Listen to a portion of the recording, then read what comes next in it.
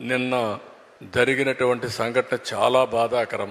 ఏదైతే పహల్గాంలో మీరు చూసినప్పుడు టెర్రరిస్టులు అటాక్ చేసి 25 మంది చంపేశారు.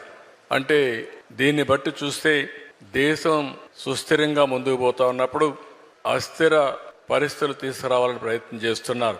దీన్ని భారతదేశంలో ఉండే ప్రతి ఒక్క పౌరుడు కూడా దీన్ని తీవ్రంగా ఖండించాల్సిన అవసరం ఉంది, గర్హించాల్సిన అవసరం ఉంది.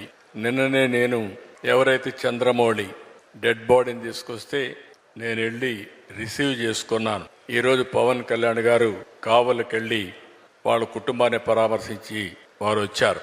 ఈ విధంగా ప్రతి ఒక్కరూ బాధ్యతగా తీసుకుని దేశ సమగ్రతకు ముప్పు వచ్చినప్పుడు కానీ ఇలాంటి వ్యక్తులు ఎవరైనా ఈ దేశంలో ఇలాంటి అరాచకాలు చేసినప్పుడు ఖండించడమే కాకుండా భారతదేశ ప్రభుత్వానికి ప్రధానమంత్రి నరేంద్ర మోడీ గారికి పూర్తిగా సంఘీభావాన్ని తెలియజేయాల్సిన బాధ్యత మనందరిపైన ఉందని చెప్పి కూడా నేను మీకు తెలియజేసుకుంటూ, ఈ ఇన్స్టిట్యూట్ నుంచి మీరు అందరూ ఉన్నారు.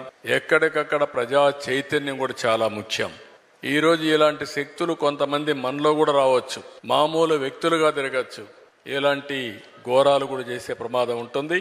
కాబట్టి అప్రమత్తంగా ఉండాల్సిన అవసరం ఉందని చెప్పి తెలియజేసుకుంటూ, భారతదేశానికి ఆ శక్తి ఉంది, ఈ చిల్లర రాజకీయాలతో ఏమీ కాదు.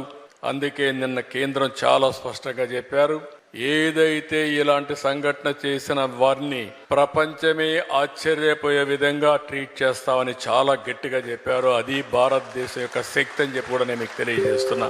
కాబట్టి మనందరిలో కూడా ఆ చైతన్యం రావాలి, ఆ బాధ్యత ఉండాలని మరొక్కసారి కోరుకుంటూ